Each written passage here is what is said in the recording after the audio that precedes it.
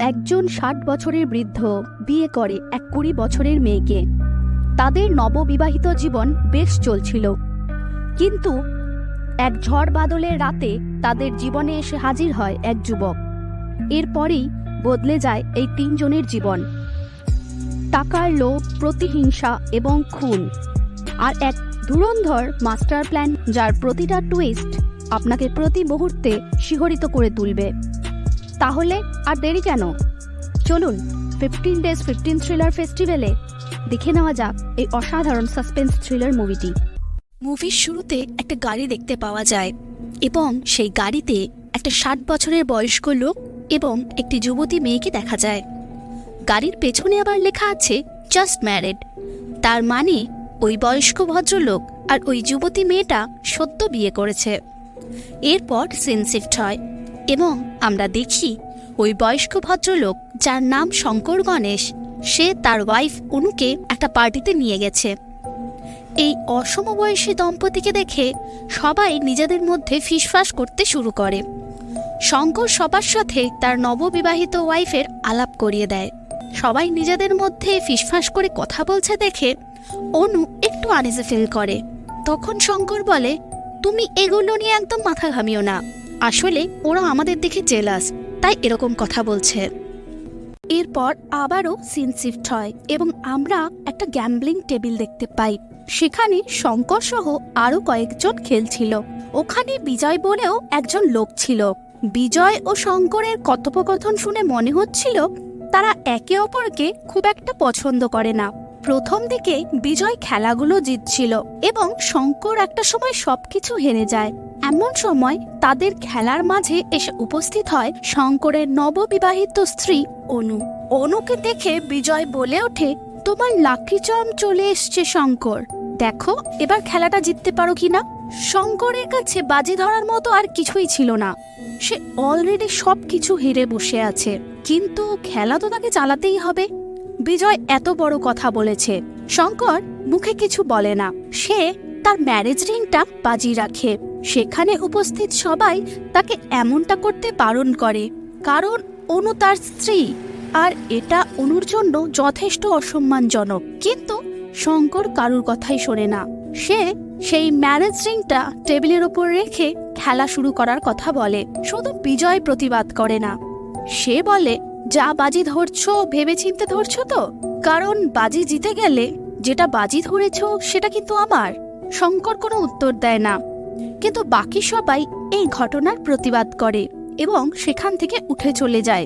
সবাই উঠে চলে গেলে খেলাটা এবার শুরু হয় শুধুমাত্র বিজয় এবং শঙ্করের মধ্যে। এবং আশ্চর্যজনকভাবে সবকিছু হেরে বসে থাকা শঙ্কর এই গেমটা জিতে যায় এবং প্রচুর টাকা জেতে। এবার দৃশ্যের পরিবর্তন হয় এবং আমরা দেখি শঙ্কর অনুকে নিয়ে একটা এলাহি বাংলোয় এসে উপস্থিত হয়েছে। একদিন শঙ্কর অনুকে বলে, তোমার জন্য একটা সারপ্রাইজ আছে।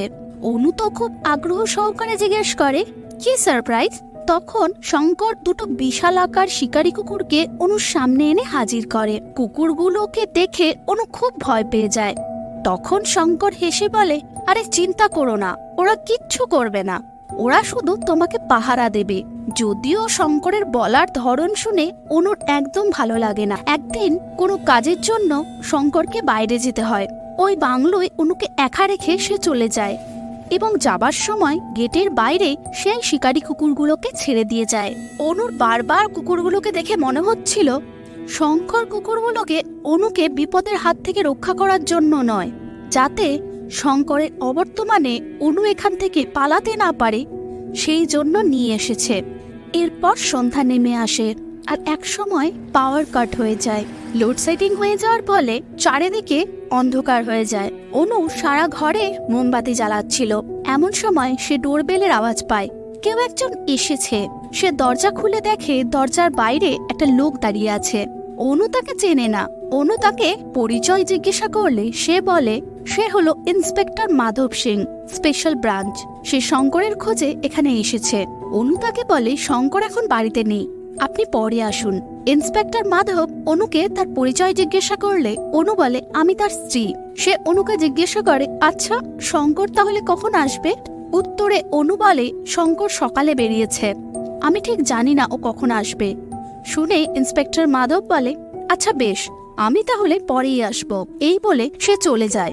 কিন্তু কিছু দূর যাওয়ার পর সে আবারও ফিরে আসে এবং বলে, বাইরে না অল্প অল্প বৃষ্টি শুরু হয়েছে, আমাকে একটা ছাতা দিতে পারবেন? অনু তাকে বলে, আপনি একটু দাঁড়ান, আমি নিয়ে আসছি। অনু এবার ছাতা নিতে ঘরে চলে যায়, কিন্তু ছাতা হাতে অনু ফিরে এসে দরজার সামনে এসে দেখে সেই লোকটা আর নেই।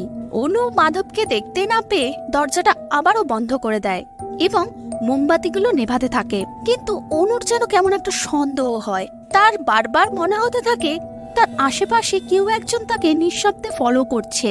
আর অনুর সন্দেহটা যে একেবারে মিথ্যে নয় সেটা আমরা কিছুক্ষণ পরেই বুঝতে পারি।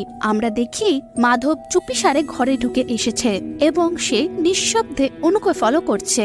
এবার মাধবের কি কোনো অসৎ উদ্দেশ্য আছে সেটা আমরা ক্রমশ জানব। ওদিকে অনুর অস্বস্তিটা ক্রমেই বাড়তে থাকে। সে অনুভব করতে পারে কেউ একজন পিছনে দাঁড়িয়ে আছে। সে একটা ফুলদানি নিয়ে পেছনে কেউ দাঁড়িয়ে আছে এটা ভেবে তার দিকে তেড়ে যায়, কিন্তু কাউকে দেখতে পায় না। আর ঠিক এমন সময় সে দেখে খোলা জানলা দিয়ে মাধব ঘরে ঢুকছে। মাধবকে ঘরে ঢুকতে দেখে অনু জিজ্ঞাসা করে, কি ব্যাপার আপনি? তখন মাধব বলে, একটা গাড়ি আসতে দেখলাম, তাই ভাবলাম হয়তো শঙ্কর এসেছে। দরজায় নক করলাম, কাউকে পেলাম না, তাই এই জানলাটা খোলা দেখে এখান দিয়ে ঢুকলাম। অনু বলে, না, শঙ্কর এখনো আসেনি। তখন মাধব বলে, আজকে শঙ্করের সাথে কথা বলার আমার খুব প্রয়োজন। শঙ্কর কিছুদিন আগে পোকার খেলেছিল এবং সেই টাকার সোর্সটা ছিল বেআইনি। অনু তখন খুব ভয় পেয়ে যায় এবং জিজ্ঞাসা করে, আপনি কি আমার হাজবেন্ডকে অ্যারেস্ট করতে এসেছেন? মাধব তখন বলে, সেটা এখনই বলা যাচ্ছে না। উনি যদি আমার সাথে আলোচনায় বসেন তাহলে অ্যারেস্ট করব না, না হলে হয়তো করতে হবে, সেটা সময় বলবে। মাধব আরো বলে, আজকে শঙ্করের সাথে তাকে কথা বলতেই হবে, তাই শঙ্কর যতক্ষণ না আসছে সে এখানেই ওয়েট করে যাবে। মাধবের কথা শুনে অনু একটু অপ্রস্তুত হয়ে যায়, কারণ পুরো বাড়িতে সে এখন একা। তাই সে মাধবকে পরের দিন আসতে বলে, কিন্তু মাধব কোনো কথাই শোনে না। উল্টে মাধব অনুকে বলে, কি ব্যাপার, আমি এখানে তো শুধুমাত্র একটু ওয়েট করবই বলছি, তাতে তুমি এত বিরক্ত হচ্ছ কেন? তোমার এত কিসের ফ্রাস্ট্রেশন? উত্তরে অনু জানায়, সেটাই স্বাভাবিক নয় কি? একজন 60 বছরের বৃদ্ধ লোকের সাথে যদি একজন 20 বছরের মেয়ের জোর করে বিয়ে দেওয়া হয় তাহলে সে তো জীবন সম্পর্কে ফ্রাস্ট্রেটেড হয়ে পড়বেই। মাধব তখন অবাক হয়ে জিজ্ঞাসা করে, কি এমন ঘটেছিল যে তোমাকে ওই 60 বছরের লোকটাকে বিয়ে করতে হলো? তখন অনু তার নিজের জীবনের কথা বলতে থাকে। সে বলে, তার বাবা শঙ্করের কাছে একবার কিছু টাকা ধার করেছিল এবং অভাব থাকার জন্য সেই টাকা সে শোধ দিতে পারেনি। এর ফলে শঙ্কর তার বাবাকে প্রস্তাব দেয়, তোমাকে টাকা শোধ দিতে হবে না, কিন্তু তার বদলে তুমি তোমার মেয়ে অনুর সাথে আমার বিয়ে দাও। অনুর বাবার কাছে কোনো উপায় ছিল না, তাই সে বাধ্য হয়ে এক প্রকার বৃদ্ধ শঙ্করের সাথে তার 20 বছরের মেয়ের বিয়ে দিল। এরপর অনু আরো জানায় যে সেদিন ওই পোকার খেলার টাকাগুলো শঙ্কর বাড়ি নিয়ে এসে অনুকে বলেছিল, এখানে অনেক টাকা আছে, এই টাকাগুলোর মধ্যে তোমারও ভাগ আছে, যেহেতু তুমি আমার স্ত্রী তাই তুমি তোমার প্রাপ্যটা বুঝে নাও। আমি চাই তুমি তোমার প্রাপ্য বুঝে এখান থেকে চলে যাও। তুমি সারাটা জীবন একজন 60 বছরের বৃদ্ধের বউ হয়ে থাকো, সেটা আমি চাই না। শঙ্করের মুখে এরকম কথা শুনে অনু খুব আনন্দ পায় এবং সে তার টাকা নিয়ে চলে যেতে যাবে এমন সময় সে দেখে বাইরে শঙ্করের সেই হিংস্র কুকুরগুলো দাঁড়িয়ে আছে। ওদের দেখে অনু দৌড়াতে থাকে আর পেছনে সেই হিংস্র কুকুরগুলো দৌড়াতে থাকে। অনু কোনো রকমে দৌড়ে মেন দরজার সামনে আসে, কিন্তু দেখে সেই দরজাটা বন্ধ। অনু কোনো উপায় না পেয়ে প্রাণ হাতে আবারও দৌড় লাগায় এবং কোনো রকমে পেছনের দরজা দিয়ে বাড়ির ভেতরে ঢোকে এবং পেছনের দরজা দিয়ে ঢোকার সাথে সাথেই শঙ্কর আবার সুইচ টিপে গেটটা বন্ধ করে দেয়। অনু ঘরের ভেতর চলে আসার পর অনুকে এরকম হাঁপাতে দেখে শয়তানের মতো হাসি হেসে শঙ্কর বলে, তোমাকে কিন্তু চলে যাওয়ার সুযোগ দিয়েছিলাম, কিন্তু তারপরও তুমি গেলে না। আমাকে কিন্তু তুমি বলো না যে আমি তোমায় যেতে দিইনি। তারপর আবারও তার দিকে তাকিয়ে বলে, তুমি কি ভেবেছিলে এত সহজে তুমি এখান থেকে চলে যেতে পারবে? আরে ওই কুকুরগুলো তো এনেছি তোমাকে দেখাশোনা করার জন্য, তোমাকে পাহারা দেওয়ার জন্য। তুমি যদি পালানোর চেষ্টাও করো ওরা তোমাকে ছিঁড়ে খাবে। ওদেরকে এমনভাবেই ট্রেনিং দেওয়া আছে। অনু বুঝতে পারে সে খুব বাজেভাবে ফেসে গেছে, তাকে এখানেই আটকে দম বন্ধ হয়ে মরতে হবে। শঙ্কর নানাভাবে অনুর জীবনটাকে প্রায় অতিষ্ঠ করে তুলেছিল। অনু এই সব কথাগুলো মাধবের সাথে শেয়ার করে এবং সে একসময় মাধবের প্রতি আকৃষ্ট হয়ে পড়ে। মাধব তাকে আশ্বাস দিয়ে বলে, চলো আমরা এখান থেকে দূরে চলে যাই, আর যাওয়ার আগে শঙ্করের ওই টাকাগুলোও নিয়ে যাব। তুমি আমার উপর ভরসা করতে পারো। অনু বলে, এটা এত সোজা নয়। শঙ্কর সেই টাকাগুলো একটা সেফটি লকারের মধ্যে রেখেছিল, যেটা 4টে পিন দিয়ে সিকিওর। ওই 4টে পিন কিন্তু আমার জানা নেই। একদিন সে আমার সামনে লকার খুলেছিল, আর সেই লকার খোলার জন্য যে 4টে নাম্বারের দরকার তার মধ্যে 3টে নাম্বার আমার চোখের সামনে প্রেস করেছিল, কিন্তু 4 নম্বরটা প্রেস করার আগে সে আমার চোখটা বন্ধ করে দিয়েছিল। আর আমি শুনেছিলাম 3বারের সুযোগে যদি এই লকারটা খোলা না যায় তাহলে এই লকারটা সারা জীবনের মতো বন্ধ হয়ে যাবে। সব শুনে মাধব অনুকে বলে, আমি তোমাকে সাহায্য করব এখান থেকে বেরোনোর, তবে আমারও তোমার সহযোগিতা লাগবে। তারা প্রথমে প্ল্যান বানায় যে শঙ্কর আসার শব্দ পেলেই অনু কোথাও একটা লুকিয়ে যাবে। অনুকে দেখতে না পেয়ে শঙ্কর প্রথমেই দৌড়ে যাবে লকারের দিকে, কারণ তার মাথায় তখন একটাই জিনিস কাজ করবে, হয়তো লকারের সব টাকা নিয়ে অনু পালিয়ে গিয়েছে। আর যেইমাত্র শঙ্কর লকার খুলে টাকা চেক করতে যাবে তখনই মাধব পেছন থেকে ভারী কিছু দিয়ে বাড়ি মেরে শঙ্করকে মেরে ফেলবে, আর তারপর অনু আর মাধব টাকা নিয়ে কোথাও দূরে চলে যাবে। কিন্তু এই প্ল্যানটা শুনে অনু বলে, আমি টাকার জন্য কাউকে মারতে পারবো না। হ্যাঁ, এটা ঠিক, আমি শঙ্করের হাত থেকে মুক্তি চাই। আমি এখানে আটকা পড়ে গেছি, কিন্তু তার জন্য আমি কারো প্রাণ নিতে পারবো না। আমাদের অন্য কোনো উপায় ভাবতে হবে। এরপর তারা দ্বিতীয় উপায় ভাবতে থাকে। এমন সময় অনু বলে, আমার মাথায় একটা প্ল্যান এসছে, কিন্তু তার আগে তুমি বলো তোমার উপর আমি কি ভরসা করতে পারবো? তুমি কি থাকবে সারা জীবন আমার পাশে? মাধব বলে, হ্যাঁ, আমি সবসময় তোমার পাশে আছি। এরপর তারা সেখান থেকে চলে যায় এবং বেডরুমে সেই লকারের কাছে আসে। তারা দুজন ভালো করে লকারটা দেখতে থাকে। মাধব দেখে যে লকারটা হলো ইলেকট্রনিক এবং পাসওয়ার্ড প্রোটেক্টেড। অনু ঠিক কথাই বলেছে, এই পাসওয়ার্ড দেওয়া লকারটা যদি 3বারের মধ্যে না খোলা যায় তাহলে এটা বন্ধ হয়ে যাবে। এবার মাধব অনুর কাছে সেই 3টে নাম্বার জানতে চায়, যেই 3টে নাম্বার শঙ্কর অনুর সামনে প্রেস করেছিল লকারের। অনু নাম্বার 3টে জানায়। নাম্বার 3টে হলো 132। মাধব ওই 3টে নাম্বার প্রেস করে। এবার 4th ডিজিটটার পালা, সেটা তাদের খুঁজে বের করতে হবে। তারা নানা কিছু ভাবনা চিন্তা করে পরপর 2বার চেষ্টা করে, কিন্তু 2বারই ব্যর্থ হয়। লকার খোলে না। আর একটাই সুযোগ বাকি। এবারেও যদি লকার না খোলে তাহলে লকারটা আর খোলাই যাবে না। তারা ভাবতে থাকে কি হতে পারে লাস্ট ডিজিটটা। এমন সময় অনুর হঠাৎ করে মনে পড়ে শঙ্কর পোকার খেলতে ভীষণ ভালোবাসে। তার লাকি কার্ড কম্বিনেশনটাও অনুর মনে পড়ে যায়। ওরা হিসেব করে দেখে যে সেই কার্ড কম্বিনেশনের শেষ সংখ্যাটা হলো 9।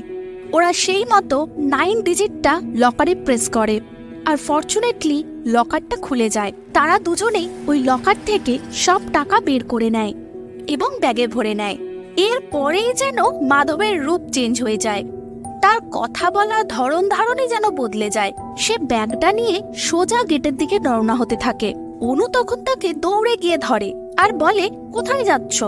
তখন সে বলে, এগুলো সব ইললিগাল টাকা, সুতরাং একজন ইনভেস্টিগেটিং অফিসার হিসেবে এই টাকাগুলো আমি তদন্তের স্বার্থে নিয়ে যাচ্ছি। অনু বলে, এমনটা তো কথা ছিল না, তুমি তো বলেছিলে আমার পাশে থাকবে। মাধব হেসে বলে, ওসব কথা ভুলে যাও, এইগুলো তদন্তের জন্য আমাকে নিয়ে যেতেই হবে। অনুর হাতে আর কোনো উপায় থাকে না। সে অবশেষে মাধবকে বাধা দিতে যায়, কিন্তু মাধব তাকে ঠেলে ফেলে দেয়। অনু এবার পেছন থেকে ফুলদানি দিয়ে মাধবের মাথায় আঘাত করে। হঠাৎ করে আঘাত পাওয়ার ফলে মাধব কিছুটা ধরাশায়ী হয়ে যায় এবং নিচে পড়ে যায়। আর সেই সুযোগে অনু ওই টাকার ব্যাগটা নিয়ে সেখান থেকে চলে যায়। আর যাওয়ার সময় মেন সুইচটা নামিয়ে দিয়ে যায়, আর চারিদিকে অন্ধকার হয়ে যায়। অন্ধকারের সুযোগে অনু বাড়ির এক কোণায় লুকিয়ে পড়ে, আর ওদিকে মাধব পাগলের মতো অনুকে খুঁজতে থাকে। অনু আপ্রাণ চেষ্টা করে নিজেকে লুকিয়ে রাখার, কিন্তু দুর্ভাগ্যবশত একটা সময় মাধব তাকে দেখে ফেলে এবং ধরেও ফেলে। ওদের দুজনের মধ্যে ভীষণ ধস্তাধস্তি হয়। মাধবকে দেখে মনে হচ্ছিল মাধব অনুর সাথে জোর জবরদস্তি করার চেষ্টাও করছে। এরপর আবার দৃশ্যের চেঞ্জ হয় এবং এর পরের দৃশ্যটা হঠাৎ করে প্রথমে দেখলে মনে হবে মাধব তার উদ্দেশ্যে সফল হয়েছে, কিন্তু কিছুক্ষণ পরেই ভুলটা ভাঙে। আমরা দেখতে পাই মাধবের বুকে একটা ছুরি বসানো, অর্থাৎ অনু মাধবের হাত থেকে নিজেকে বাঁচাতে সক্ষম হয়েছে। ভীষণভাবে আহত মাধবকে যন্ত্রণায় নিচে পড়ে ছটফট করতে দেখা যায়। এরপর আবারও দৃশ্যের পরিবর্তন হয় এবং আমরা পরের দিন সকালের দৃশ্য দেখতে পাই। যেই বাড়িতে আগের রাত্রে এত কিছু ঘটে গেছে সেই বাড়িতেই আজ পুলিশ এসে হাজির হয়েছে এবং পাশেই পড়ে রয়েছে মাধবের মৃতদেহ, কিন্তু অনুর কোনো খোঁজ নেই। পুলিশ এখানে এক নতুন তথ্য দেয়। পুলিশ জানায় যেই লোকটা মরে পড়ে রয়েছে তার আসল নাম রাঘব, আর এই রাঘব হলো দাগি ক্রিমিনাল। সে গতকাল রাত্রে এই বাড়িতে এসেছিল চুরির উদ্দেশ্যে। এবার ইনভেস্টিগেটিং অফিসার তার সহকারীকে জিজ্ঞাসা করে যে, আচ্ছা, শঙ্কর গণেশের ওয়াইফ কোথায়? ওনাকে জিজ্ঞাসাবাদ করার তো প্রয়োজন। সহকারী উত্তর দেয়, ওনার ওয়াইফ পাশের ঘরে আছে। এরপর সেই অফিসার শঙ্করের ওয়াইফের সাথে কথা বলতে যায় এবং তাকে জানায় গত রাত্রে এই রাঘব শঙ্করের ঘরে টাকা চুরির উদ্দেশ্যে ঢুকেছিল। তখন শঙ্কর বাড়িতেই ছিল। দুজনের মধ্যে প্রচন্ড ধস্তাধস্তি মারপিট হয় এবং দুর্ভাগ্যবশত এই মারপিটে আপনার হাজবেন্ড মারা যায় এবং একই সাথে এই ক্রিমিনাল রাঘবও মারা যায়। কিন্তু এত ঘটনা কালকে কখন ঘটলো? কালকে রাত্রে তো দেখা গেল অনু আর মাধব ওরফে রাঘবই ছিল, আর তখন তো শঙ্কর বাড়িতেই ছিল না, বরং অনুই রাঘবের বুকে ছুরিটা বসিয়েছিল। তাহলে পুলিশ এমন কথা কেন বলছে? বিষয়টা থেকে রহস্যের পর্দা ওঠে খুব তাড়াতাড়ি। পুলিশ আবারও বলে শঙ্করের লকারে যে টাকাগুলো ছিল সেই টাকাগুলো মিসিং। আপনি কি এই টাকাগুলোর ব্যাপারে কিছু জানেন? এইবার আমরা শঙ্কর গণেশের স্ত্রীকে দেখতে পাই, আর এখানেই আসল চমকটা অপেক্ষা করে। আসলে সারা মুভিতে যাকে আমরা শঙ্কর গণেশের স্ত্রী বলে জানি সে আসলে শঙ্কর গণেশের স্ত্রী ছিল না। এখানে অন্য একজন মহিলাকে শঙ্কর গণেশের স্ত্রী হিসাবে আমরা দেখতে পাই। সে জানায় যবে থেকে শঙ্করের এই জুয়ার নেশা ধরেছে তবে থেকে আমার সাথে ওর আর কোনো সম্পর্ক নেই, আমরা দুজন একসাথে আর থাকি না। পুলিশ এবার বলে একটা পার্টিতে কিছুদিন আগে শঙ্কর একটি মেয়ের সাথে ঘুরতে দেখা গেছে। পার্টিতে উপস্থিত সবাইকে আমরা জিজ্ঞাসাবাদ করে জেনেছি তিনি দাবি করেছিলেন এটা হলো তার নতুন স্ত্রী। এই ব্যাপারে কি আপনি কিছু জানেন? তখন শঙ্করের স্ত্রী জানায় হ্যাঁ, সে এই বিষয়টা শুনেছে। তার সাথে সে এটাও বলে আসলে এটা ওর একটা অবসেশন বলতে পারেন। শঙ্কর নতুন কোনো খেলার আগে কোনো নতুন মেয়েকে নিত, সে মনে করত এটা ওর জন্য লাকি। তবে সেই মেয়ের ডিটেলস আমি কিছু জানি না, জানার প্রয়োজনও মনে করি না, তাই আমার কাছে এ ব্যাপারে কোনো তথ্য পাবেন না। পুলিশ জানায় আমরা সবটা নিয়েই তদন্ত করছি, কিছু জানতে পারলে অবশ্যই আপনাকে জানাবো। এরপর তার স্ত্রী বলে আমি এই বিষয়গুলো নিয়ে একদম ইন্টারেস্টেড নই, আপনারা আপনাদের মতো তদন্ত করুন, কিন্তু দয়া করে আমাকে এর মধ্যে জড়াবেন না।